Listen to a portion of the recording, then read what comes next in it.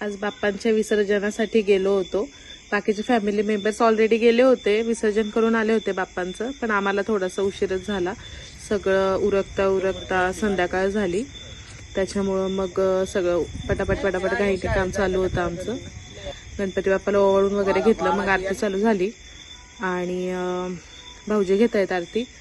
आणि 2-3 जणांचे गणपती होते, घरातलेच होते म्हणजे आमच्या, आणि एक त्यांच्या मित्राचा गणपती होता. असे सगळे गणपती आम्ही पूजून घेतले, आरती वगैरे चालू केली. बाप्पा चाललेत म्हटल्यावरती जरा वेगळंच वाटत होतं सगळ्यांना.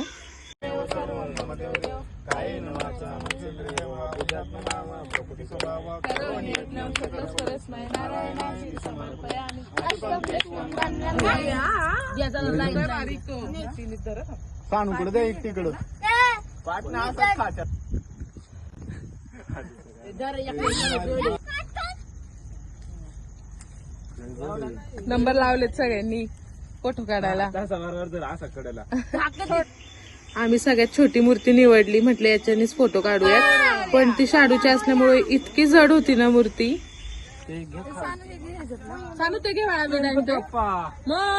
मग विसर्जन करायला गेलो, पण ह्यावेळी आम्ही वेगळ्या बाजूनी गेलो होतो विसर्जन करायला, त्याच्यामुळे पाण्याचा काही अंदाजच येत नव्हता, किती खोल आहे काय आहे.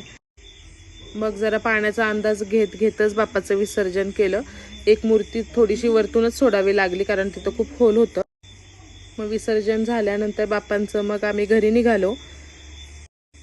भरपूर अंधार झाला होता, त्याच्यामुळे पुढच्या क्लिप्स काय घेता नाही आल्या घरी जाताना वगैरे.